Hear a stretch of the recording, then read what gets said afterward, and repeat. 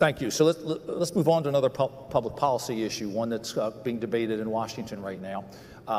Tax the rich is a very popular sentiment. It's also now a fashion statement, I guess, which we've all seen. So when President Biden looks into the microphone and says, pay your fair share, what does that mean?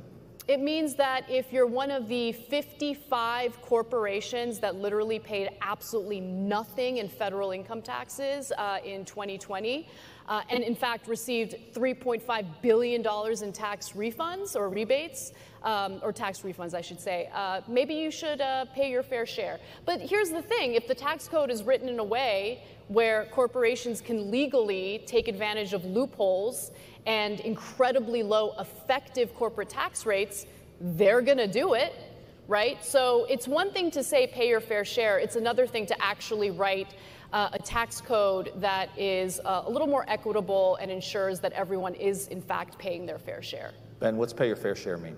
I mean, the obvious answer would be a flat tax, but the longer answer is that the United States has one of the most progressive income tax systems on planet Earth. Most of the systems in, for example, Northern Europe are far less progressive. The top tax rate kicks in a lot lower on the income scale because you have to pay for the large-scale social services. The people who are at the top of the income bracket in the United States, the top quintile essentially pays all net taxes in the United States. Not some, not most, all. And the reason for that is because there are tax transfers, and the transfer of payments that are inherent in public services do not accrue to the people at the top of the tax bracket. They accrue to everybody else who's receiving that sort of funding. When we talk about higher taxes on corporations, we do not have one of the world's lowest corporate tax rates. We are somewhere in the middle. Look at the OECD countries. We are certainly not the lowest on the totem pole in terms of our corporate tax rate. In fact, right-wing sources like the Heritage Foundation will say that it is much friendlier to do business in places like Denmark or Sweden in many cases than it is to do business in the United States. Tax rate's pretty high in Denmark and Sweden. It is. The personal income tax rate is very high in Denmark and Sweden. The corporate tax rate is basically near or on par with that of the United States. If we were to raise our corporate tax rate the way that President Biden is talking about, we'd actually have a higher corporate tax rate than China currently does. The notion that corporations ought to be paying tax at all, in my view, is mistaken, given the fact that the income is immediately either reinvested in the company or passed on to people who immediately pay all of that tax. By the time you actually receive your income in this country, the income's been taxed about 7 different ways. Right? You're getting taxed through the corporation, then it's passed on to you as salary, which is taxed. If you invest it in the stock market and then you sell your stock, that is taxed as capital gains tax. When you die, the government taxes that as well. So how many times can you tax the same dollar before people begin to disinvest?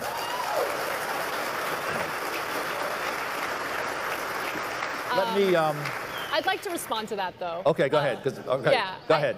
To argue that the corporate tax rates in the United States are too high, or that, I mean, first off, let me just touch on the comparison you gave regarding progressive taxes in European countries versus the United States. I mean, yes, the taxes might be higher in those European countries, but what do people living in those countries get in return? They get incredible childcare. I mean, listen, the average American family, 2-income household, spends a whopping 22% of their household income on childcare alone, right? So when you're talking about European countries that offer quality childcare, that, by the way, that opens up the opportunity for people to go to work, something that we should maybe think about as we're dealing with this labor shortage, 64,000 women left the job force in April alone. Not because they want to, but because they can't afford childcare. Everything in this country is privatized. Everything has a for-profit model. And there's consequences that come along with that, including for the business community that might want, a more robust social safety net program, or social safety net to ensure that people feel comfortable enough to go to work, but we don't have that here. So yes, people might pay more in taxes, including those lower on the income scale, but what they get in return is far greater than what people in this country have been getting. The United States has spent, since the beginning of the war on poverty, some $22 trillion in the war on poverty. We spend an awful lot on social services in this country on a per capita level. In fact, it is very much on par with what the European countries spend. It's just not spent particularly well. When it comes to things like child care, a very young Elizabeth Warren, before she became Senator Elizabeth Warren, specifically wrote about universal child care, and she said that it actually was contributing to what she called the 2-income trap in a book that she wrote in the early 2000s. And what she talked about is the fact that there are a lot of women who, for example, may not want to work, and what you're actually doing is incentivizing people to have to go to work because you are now providing childcare, as opposed to providing a competitive advantage to, for example, families where one parent is working. I agree with you, by the way, that childcare is a very difficult issue. I also agree that this is why we used to have, for example, family structures that were conducive to allowing people to help out. There are many businesses that do provide for some form of childcare. We certainly have many businesses that provide for some form of maternity or paternity leave. The European countries, which obviously have been used as a model by a lot of folks on the left, between 1970 and 1993, they experienced exorbitantly low rates of growth. And the reason for that was because they radically overburdened their social safety net systems. It created enormous social problems. It created enormous immigration problems. They had to scale a lot of those back. And why would it create immigration problems? It created immigration problems because a lot of people were coming specifically for the benefits. Yeah. Okay. Well, yes, that would be to my point, which is it creates more problems very often than it's. Sure, I guess that's a. Yes, if I put a free donut sign in my shop, people will come for the. No, but if you have a robust, if you have a society that actually takes care of its workers, right? If you have a society that makes your life a lot easier, people are going to want to immigrate. It's part of the reason why people wanted to come here. People are going to want to live in countries that have both economic opportunity, but also social safety net programs that, again, just make your. We talk about freedom. If you look at the World Freedom Index, okay, we like to think of the United States as the freest country. We're not the freest country. You look at that list, we're like pretty low down compared to a lot of these Nordic countries. Denmark is top of that list. So look, Denmark has a mixed economy. When we have these debates about, socialism versus capitalism, I think that those debates are a little ridiculous because every country is not every country, but most countries are mixed economies. Right, the United States is a mixed economy. Sure. Exactly. Yep. Now, the issue with the United States is there used to be a time when public universities were free, right? You didn't have to dig yourself into a massive hole to get an education. There was a time in this country where there was universal child care. That was cut down to the point where it's like no longer in existence unless you're desperate and have like no money and need to take advantage of some programs that are available in some states. But my point is, we have an issue here where on one hand, we're experiencing a labor shortage. We want people to go back to work. On the other hand, people literally can't afford the childcare necessary in order to put their kids in a daycare, put their kids in childcare, and be able to go to work without their entire paycheck. The Biden bill removes many work requirements for many of the payments that are being made to people, and it's incentivizing people not to go back to work, which is why we have 10 million open jobs in the United States and people not coming back to work. That is not what that bill does. In fact, that's not what that. Let me move on. Are you talking about the $3.5 trillion reconciliation bill? I am talking about the $3.5 trillion bill. The $3.5 trillion reconciliation bill offers universal pre-K, which opens up the opportunity for mothers to go to work if they want to go to work. The $3.5 trillion bill, by the way, has all sorts of subsidies for corporations, which I don't really understand why the business community isn't salivating over that, because rather than just going full force with public programs, which I think would be the right way to go, it's offering all sorts of subsidies in these, public-private partnerships. Now, the physical infrastructure bill has a lot more corporate giveaways, which is why the, business community absolutely loves it, offers the chance to privatize public infrastructure, which is why the business community absolutely loves it. But at the end of the day, if we don't create a society where Americans can actually have families and go to work, then we're going to be in a lot of trouble. So to go back to your immigration point, you made a mention a moment ago of people immigrating to the country for the benefits. That's just abjectly untrue. The fact is that the United States' great immigration growth throughout the beginning of the Republic, all the way up through about 1930, was entirely driven by people who were leaving places that in many cases had broader benefits, places like Germany, to come to the United States where there was no social safety net. The fact is that the vast majority of people who used to leave and come to the United States were coming specifically to build a life knowing that they really didn't have a lot of social safety net. Now, that's not an argument that there shouldn't be some state and local possibility for a social safety net, but the notion that the way that you build a successful country that is a world power and is capable of not only making sure that its citizens are taken care of, but essentially making sure that the entire Western world is taken care of, which we did throughout the Cold War, the idea that you do that simply by raising the number of social security payments that you're making to people or benefit payments that you're making to people, that this is the way that you build that sort of economy, is just not borne out by empirical fact. We've had a real far-ranging conversation. Yes. Ben, let me ask you another question. Our organization is one that on a daily basis supports whatever you want to call it, the free market system of economic choice. It was disturbing to me, and I think to our organization, when the National Education Association looked at a resolution, I believe it passed one of their committees, that called the free market system one of oppression, but didn't call out other totalitarian regimes. So what does it say when our educators don't seem to believe in the free market system? Well, I mean, obviously, I love this question. So I will say that the National Education Association is a very far-left group, and so it's not a particular surprise that they're characterizing freedom of the market in that particular way. It also goes back to the conversation we were having earlier about what sort of control parents should have over the education of their own children. There's a reason I send my kids to private school. The notion that capitalism is a system of unfreedom, while government, large S, is a system of freedom, ignores the fact that somebody actually has to pay the bills. It also ignores the fact that all growth, not some, all growth that has ever happened is a result of capitalism, meaning it is the result of free market transactions in which people consent to services and goods from other people, in which people innovate and make new products. There's a reason that we're not still riding horses and buggies around, and that is because of innovation. It's because of incentive structures. It's because people get to keep the fruit of their own labor and then use those fruits of their own labor in order to invest in things. The true growth in the American economy was never just a question of dollars and cents. It was what you got for those dollars and cents. All of that is driven by entrepreneurs who are willing to take risk. And when you disincentivize risk, you end up disincentivizing people from taking those risks. As we become a much more wage-based society, and that has happened for a large segment of the population, that means that you are incentivizing people to not take those risks. And countries that don't have people taking those risks end up being countries that economically stagnate. Yeah.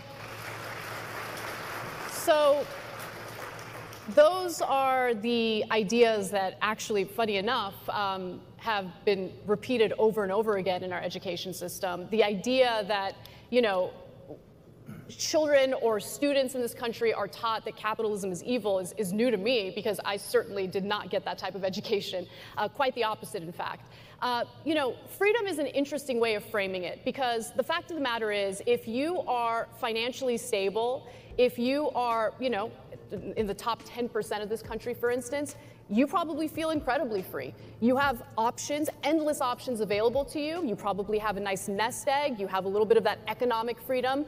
But, you know, there are two different things at play. Number one, well, when you look at what is incentivized under capitalism, it's actually led to a lot of our own civil liberties being violated. For instance, data collection that takes place on a regular basis without our own knowledge by these social media companies, by these tech companies who make their money not off of advertising, for instance. They make the majority of their money off of selling our personal information to data brokers. It's part of the reason why there are infinite websites right now, so-called data brokers, that just sell our personal information, including where we live, what our phone number is, where we've worked. I don't really feel very free when I'm terrified about my own safety because there's a, you know, company that's literally making money off of selling my personal information. So there are certain incentives under capitalism that actually do infringe upon our civil liberties and our rights. So that's one thing that I want to note. But the other thing I want to note is,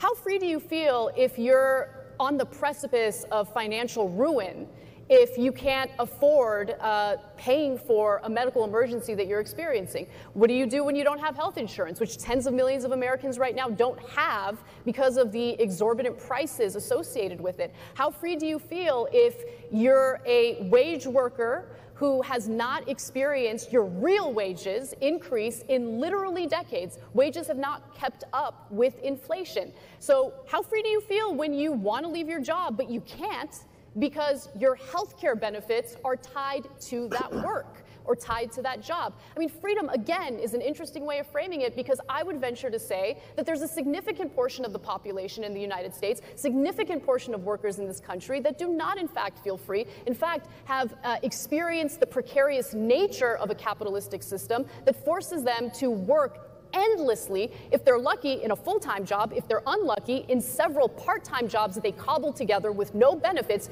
just to make ends meet.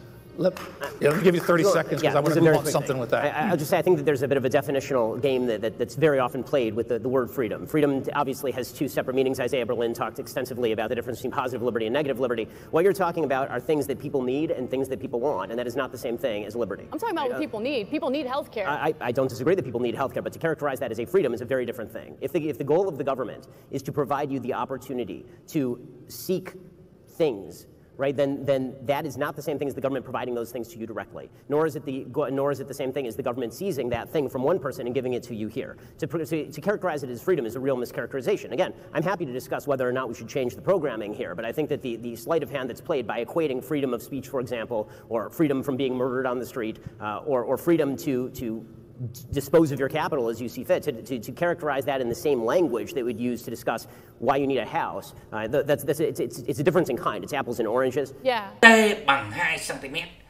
Như vậy pha tại thời điểm 2 giây thì các bạn thế 2 giây vào nguyên cái góc này luôn nè. Vậy thầy sẽ thế vào là 4pi nhân t thế bằng 2 cộng với pi trên 2 thì chỗ này là 8pi. Đúng không ạ? Cộng với pi trên 2 quy đồng mẫu số chung là 12 là 2, 8 x 2 16 cộng với 1 nó là 17 pi trên 2. Thì đây chính là pha tại thời điểm 2 giây. Được chưa? Rồi tiếp tục, ly độ tại thời điểm 2 giây thì các bạn thế x vào, thế t vào cái phương trình ly độ này. X bằng 2 nhân cos của 4pi nhân cho t là 2 cộng với pi trên 2. Đúng chưa ạ? Ở đây cos của 8pi nó là số chẵn rồi, đúng không ạ? Nó là quay theo số vòng, chúng ta có thể bỏ đi. Như vậy chỉ còn cos của pi trên 2, bấm cos của pi trên 2 các bạn ra bằng 0. 2 nhân cho 0 thì bằng 0, như vậy nó ở ngay vị trí cân bằng luôn. Tại thời điểm 2 giây vật ở ngay vị trí cân bằng luôn nha các bạn nha. Đó là cái ý cái câu B của các bạn. Rồi, bây giờ thầy trò chúng ta sẽ tiếp tục qua cái bài số 2 xem coi nội dung bài số 2 như thế nào đây. Câu số 2, một vật dao động điều hòa với phương trình như màn hình của các bạn quan sát này.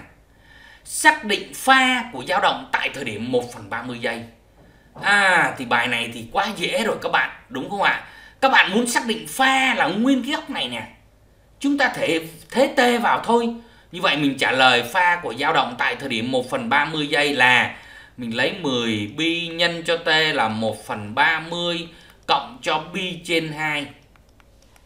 Rồi 10 với 30 đơn giản mất số 0, như vậy còn pi trên 3 thôi. Cộng với pi trên 2. Mẫu số chung